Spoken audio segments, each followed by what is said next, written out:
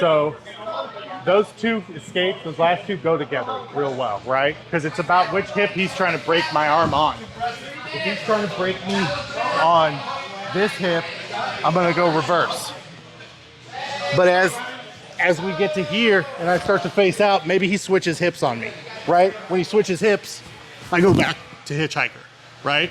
Because it's about which side he's trying to break me on, and I'm running away from that side. So if we're here and I face out and then he switches to there, well then I'll just go this way because that's the way he's taking me.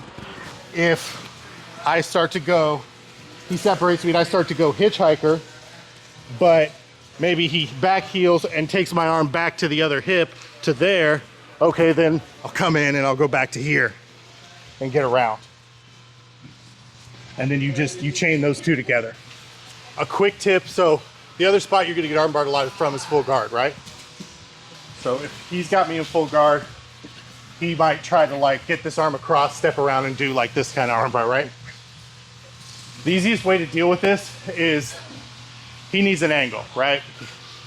If he tries to armbar me straight, it's not, and get over it, like he's not gonna get it, right? He's gotta cut an angle. So as he starts to cut an angle here, I'm just gonna step up with whatever side is the arm that he's got. And I'm just gonna re-square up to him. And that'll kill that angle, that's it. That's the way to defend the guard of Juji. It's not that hard. It's right here. He gets me across, he starts to step. I step up, block his hip with this knee, and then I just chase him in a circle and square back up to him. And usually, because he's stepping on that hip and he's really trying to come like around, we end up on top, right? So if he starts, instead of trying to pull the arm out immediately when he steps around, just chase him in the circle. He can't get the angle, that'll give you the time to pull that arm out. Time? 1 minute. Okay, so you still got a few minutes. So work on chaining some of these together, right? You can chain any of them together just depending on his reactions. So we go with that first one.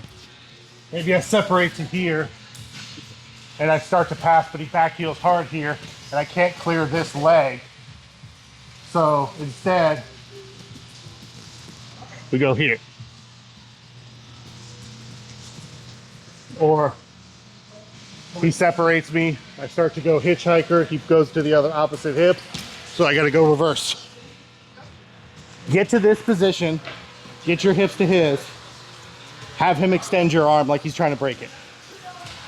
And think about that, the direction that your thumb is pointing, right? Like he's trying to extend me this way, I point my thumb that way, break, go ahead, break it, break it, break it, break it, break it, break it. I've got time. I've got more time than you think I do here, as long as I control the direction of my thumb. If he has that homie handshake on me, I do not have time. I've got to get up because I can't rotate my fist. But as long as my fist is closed and he's here, no matter how much he's trying to extend me, all I need is that. I just need a slight angle change. And now he's got to go back to the other hip. Once he goes back to the other hip, I turn again. He goes down, rotate. So do that for a couple minutes before, just have him extend it and just play with that slight turn of the wrist. Where's your thumb pointed? Pointed away from the pressure. That's gonna buy you the time you need for these escapes to work, right? If you just try to race out and you're kind of letting them control your arm, it's a drag race. As long as you control the direction of your thumb, you're gonna buy the 3, 4, 5 seconds you might need to actually escape. So tie some of those escapes together and then we'll close up class. 1, 2.